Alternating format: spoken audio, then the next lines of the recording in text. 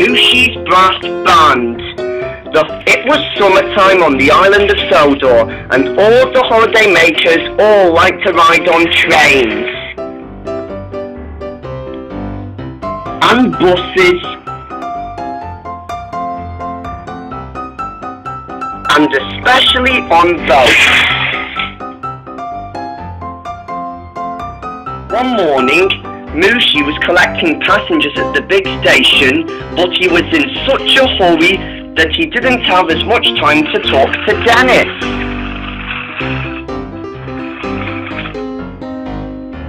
Later, Mushi had just finished being polished and mended at the mender's yard when Rex arrived.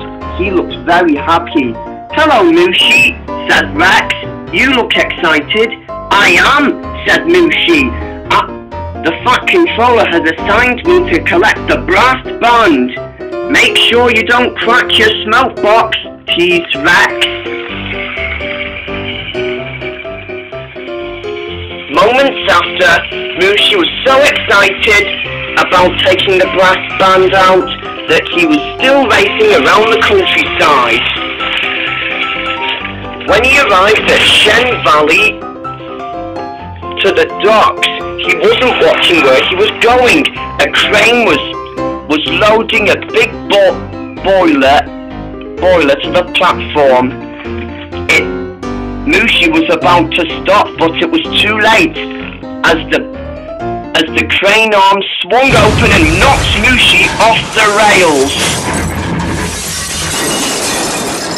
And Cranky saw everything.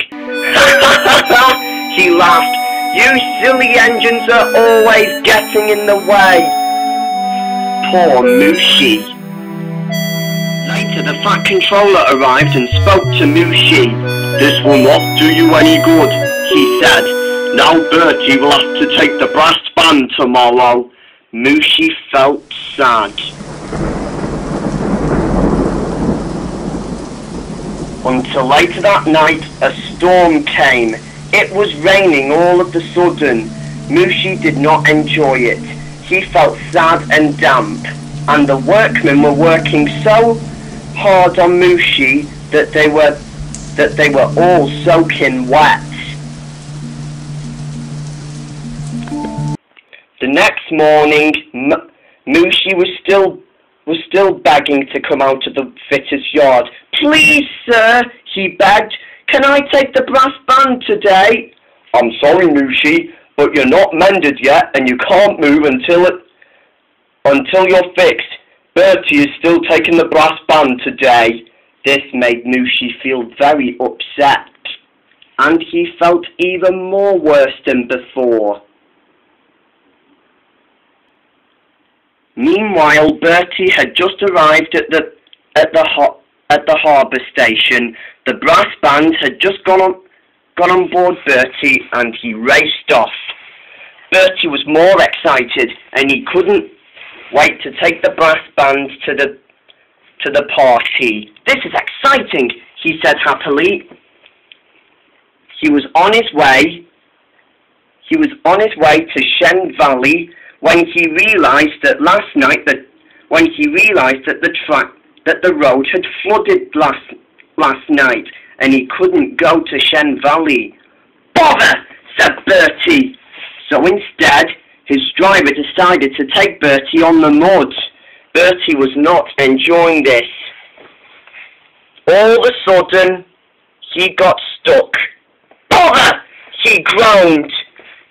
No matter how hard he tried, Bertie's driver revved Bertie's engine until he sunk. Bertie's wheels were drenched, and they couldn't get out of the mud anymore.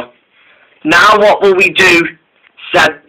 moaned the brass band members. "Leave it to me," said their leader. "We shall make a tune." And they all agreed.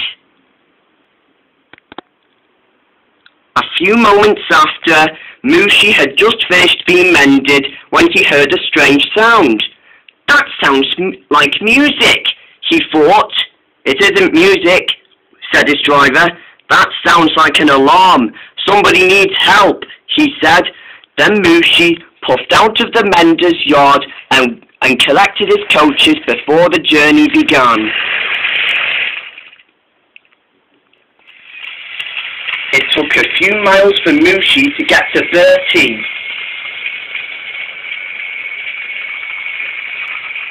Until at last, the golden tender engine had made it to their location just in time. The brass band were happy to see Mushi, and Bertie was happy to see Mushi too. "I'll take you to the concert," Mushi said eagerly. "Thank you," said all the brass band members, and he told Bertie he would be back for him later.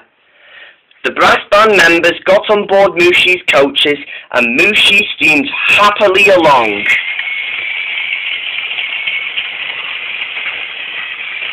Then at last, they've reached the garden party at Shen Valley.